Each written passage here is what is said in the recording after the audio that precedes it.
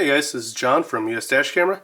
Today I got a review on the newer Viofo A129 Pro Duo.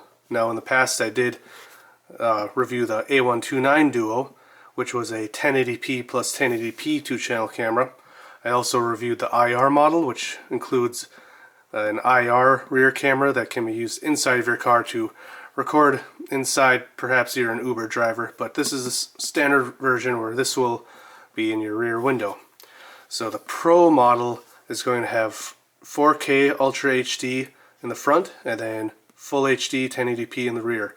Now this is true 4K. There's a lot of dash cameras out there that claim that they're 4K but are really using image sensors that don't have enough pixels to be true 4K. So Viofo is a good company. They wouldn't mislead you, but I just wanted to clarify that because sometimes I see people suggesting 4K cameras because they're so cheap, but they're not realizing that it's not true 4K. Now, to have true 4K, you're going to need an 8 megapixel sensor at least, and here you can see this one does have the Sony Exmor-R image sensor with 8 megapixels in front, 2 megapixels in rear. So the 2 megapixels, you are getting full 1080p in the rear, and again, true native 4K in the front. So this unit was provided to me for review by Viofo, so I would like to thank Viofo for being kind enough to send this review unit out to me. A couple other features on here, like the previous models, we do have the G sensor for locking files, maybe if you get into a car accident, or also when you're using parking mode. We'll talk about parking mode later. It does support up to 256 gigabytes, which is really awesome. It does have Wi-Fi. It does support the optional Bluetooth remote, which I don't have this time to review, but it can be pretty nice if you like to lock videos. The little Bluetooth remote you can just place somewhere like on your steering wheel. Like the previous A129 models that got buffered parking mode in an update, that is a great feature, typically only found in high-end Korean dash cameras, so I'll elaborate on that a little bit more. And then of course, like the previous models, we do have the GPS logger, which is also the mount that the camera will mount to. Now a lot of people ask, is there going to be a 2-channel A119? Because the A119 is very popular, but as far as I've been told, only the A129 is going to be a 2-channel camera. You can actually get a 1-channel version of the A129, but they have no plans on making a 2-channel version of the A119. And the most recent A119 does not have Wi-Fi, so if you want Wi-Fi or 2 channels, you're going to have to get the A129. Let's talk about what's going to come in the box. So of course we're going to get the instructions. Here is the rear camera cable, so you can see one is straight cable, one is a 90-degree cable. It'll say on the little label which one you're supposed to plug into the front camera and which one to the rear camera. Here we have the power cable, which is mini USB, not micro or USB-C. We got the USB car charger. It is a dual charger, so you can charge your phone. We've got a data transfer cable.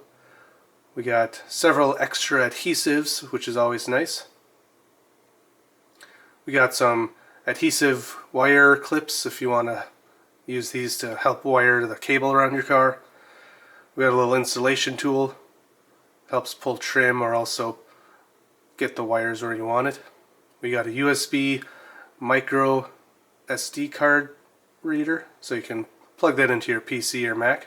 Now let's take a look at the actual cameras. It's worth noting that this camera will support the CPL filter on it that the other A129 and A119 V3 models supported.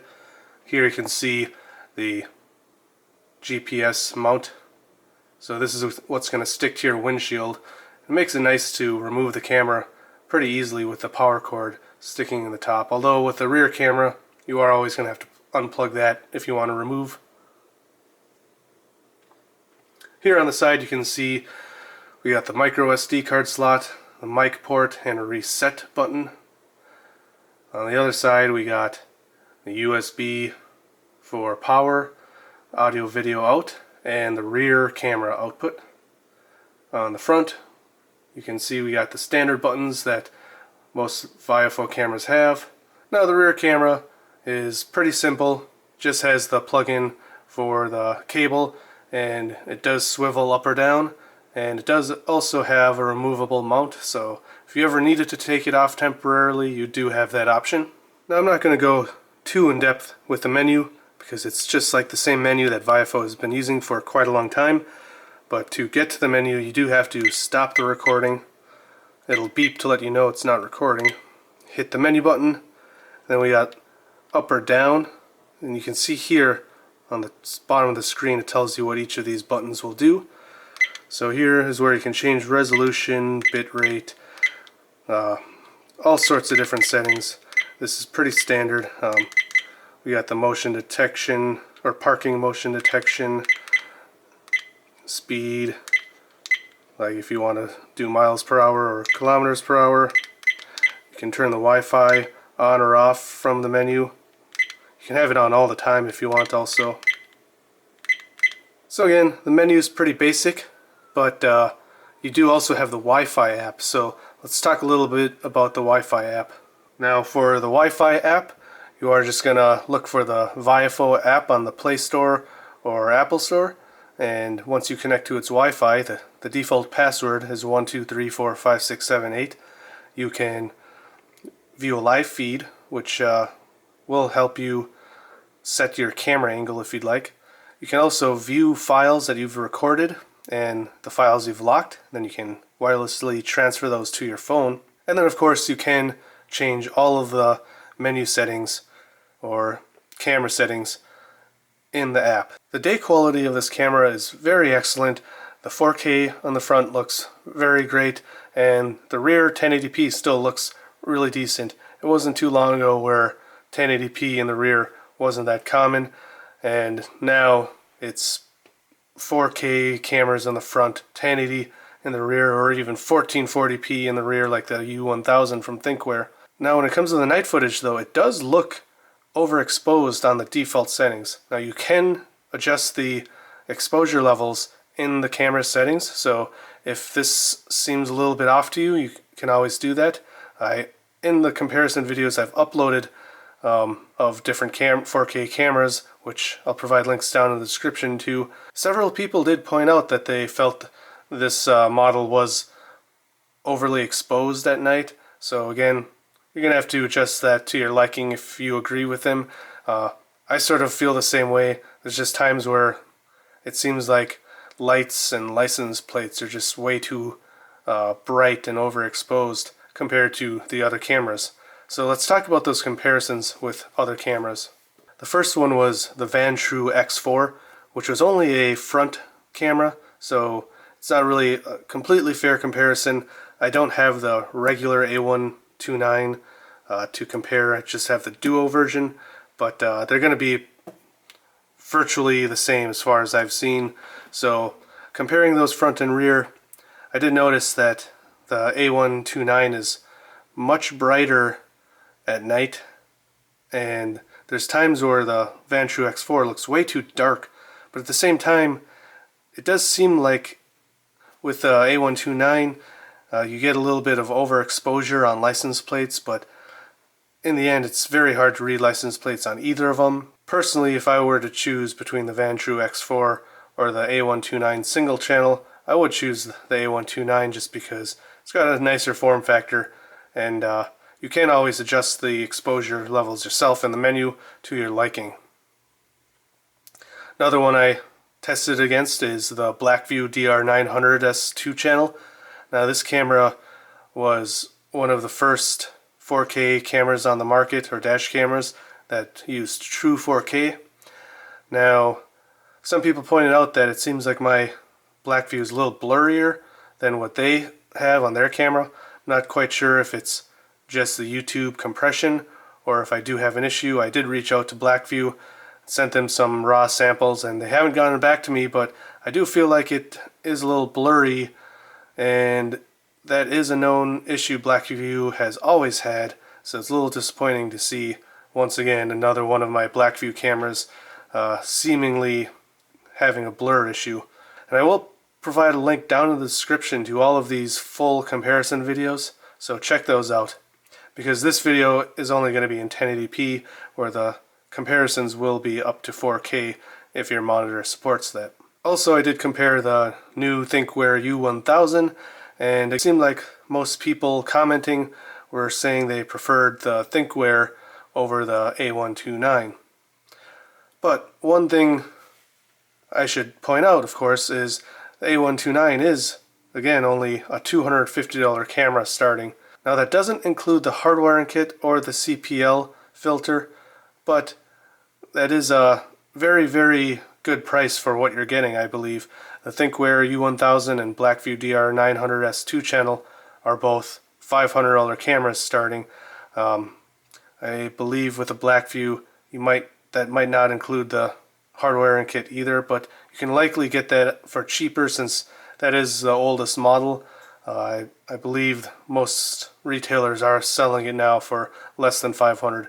But the U1000, since it's pretty much brand new, that is going for $500. But as far as I can see, it seems like it's including the CPL filter and the hardwiring kit. Overall, I did feel like the A129 Pro Duo does have great video quality, but again, at night it just seems like it's overexposed, so you might want to just change that to your liking.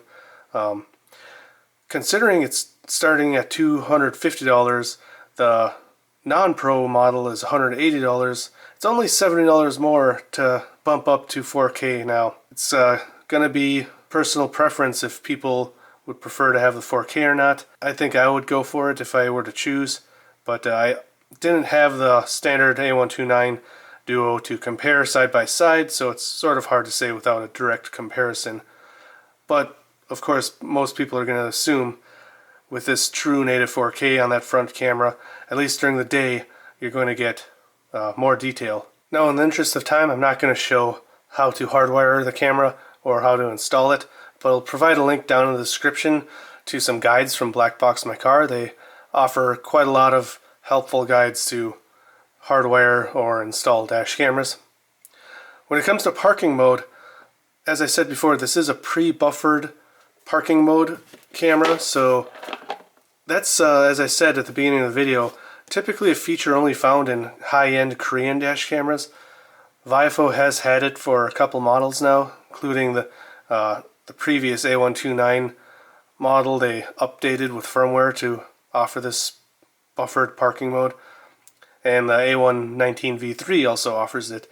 Basically what it means is, while your car is off, now it's worth noting you do need to use the 3-wire hardwiring kit, which is a optional add-on, but if you're using that 3-wire hardwiring kit, it detects when you shut off your car and then switches to the buffered parking mode, and it's not going to start recording anything until it senses motion.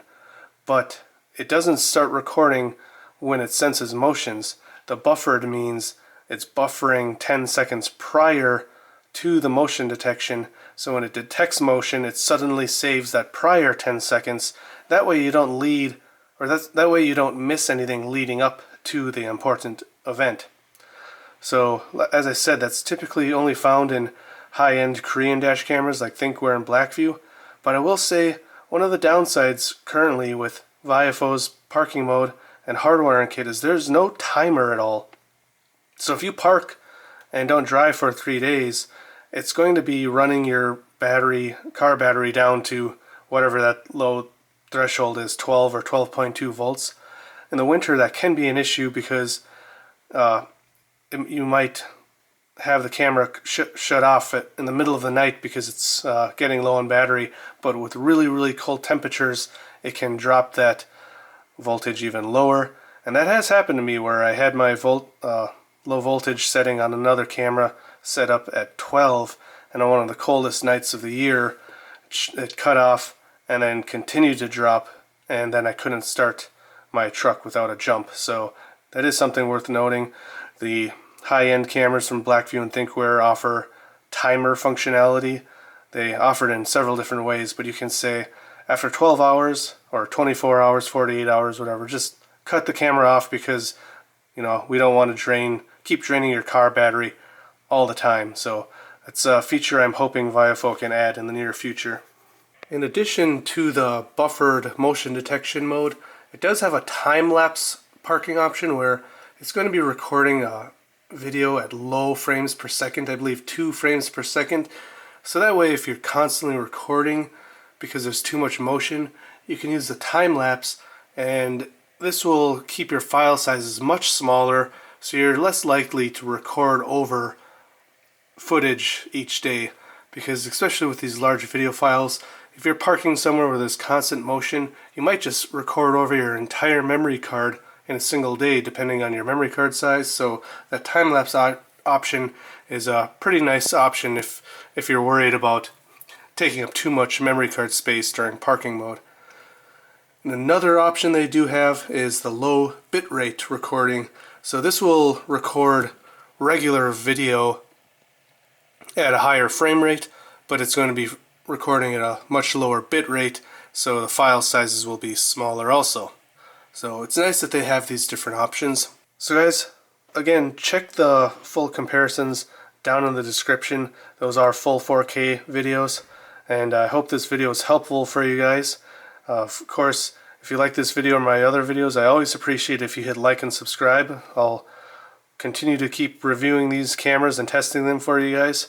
Of course, I do provide affiliate links down in the description. If you do purchase this from blackboxmycar.com, they do give my viewers a coupon code. US Dash is 5% off your entire order over $250. So again, check that down in the description. And as usual, drive safe. Thanks for watching, and I'll see you next time.